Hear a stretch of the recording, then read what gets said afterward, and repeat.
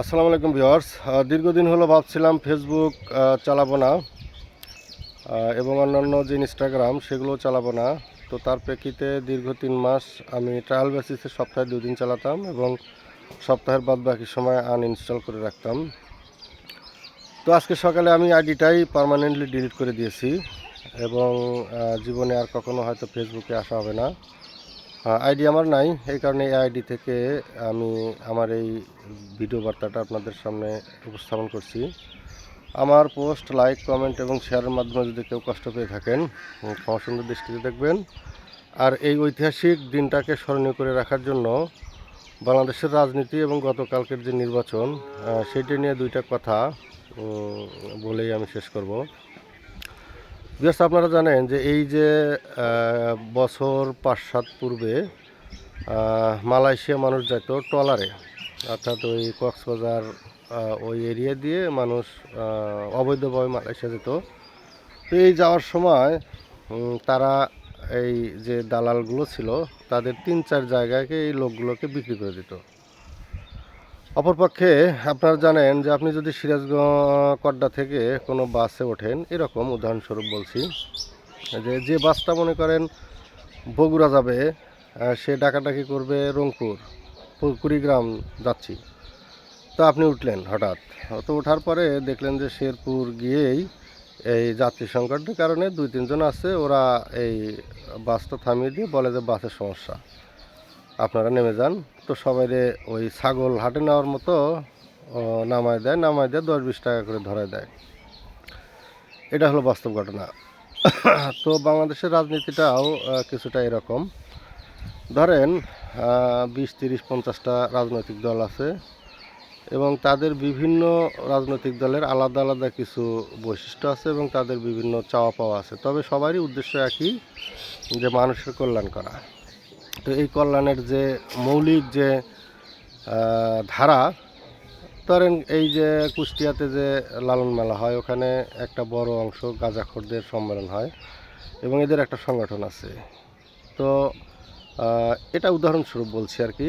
তো এরকম বিভিন্ন রাজনৈতিক দলের বিভিন্ন ম্যানিফেস্টো আছে এবং তাদের একটা দর্শন আছে। তো এভাবেই মানুষ সাধারণত রাজনৈতিক দলগুলোতে যোগদান করে। তো এই নির্বাচন আসলেই ছোট ছোট কিছু দল আছে, 1-2 জন বেসিস যে রাজনৈতিক দলগুলো, তাদের একটা কদর বাড়ে। তারা বিভিন্ন রাজনৈতিক দলে করে, জোট করে তারা করে। তো তোমার মৌলিক উদ্দেশ্য মানুষকে সেবা করা। এখানে কিন্তু সরকারি যে টাকা পয়সা, এগুলো কিন্তু মেরে দেওয়া, কিন্তু কেউ এটা করে না, প্রকাশ্যে বলে না। তো সবার উদ্দেশ্য জনগণের সেবা করবে। তো তাইলে জনগণের যদি সবার উদ্দেশ্য সেবা করাই হয়, তাহলে রাজনৈতিক দল এত কেন? এই যে কিছু পার্থক্য আছে, কেউ কেউ মদিনা সনদে রাষ্ট্র চালাইতে চায়, কেউ বাংলাদেশি সনদে, তো আবার কেউ এই সনদের বাইরে গিয়ে বামপন্থী রাজনীতি করে, বা বিভিন্ন গ্রুপে আছে। তো এই ঐক্য যে হয়, ঐক্যর সময় তাহলে আমার তো আলাদা আলাদা ম্যানিফেস্টো আছে, আমার কিছু রাজনৈতিক ফলোয়ার আছে। তো এই ফলোয়ারগুলোকে ওই যে বাস যেমন নামায়া ছাগলের মতো নামায় দেয়, আর ওই মালয়েশিয়া যাওয়ার সময় যেমন 50 বার বিক্রি হয়, তো এই বিক্রির মতো এই লোকগুলোকে একটা জোটবদ্ধ করা হয়, জোটবদ্ধ করে নির্বাচন করা হয়, আলাদা আলাদা কিন্তু। তো এটা একটা ইন্টারেস্টিং ঘটনা, এটা হোক। তারপরে আবার সিরিয়াস কেসে এই কিছু উপর মহল থেকে বলা হয় যে তুমি তো এই দল করো, তাহলে নির্বাচনের এই জোটবদ্ধ ঘটনা ঘটছে, তাহলে তুমি আজকের ভোটটা তুমি এটাতে দিবা। তো আসল যে মার্কা, সে মার্কা না, তুমি এই মার্কাতে দিবা। তো এই যে নেতা, মনে করেন নেতা টাকা পাইলো, টাকা পায় এই যে আমরা যে জনগণ, সেই জনগণকে ছাগলের মতো মনে করেন নিয়ে কেন্দ্রে নিয়ে দিয়ে দিল যে তোমরা এখানে মারো।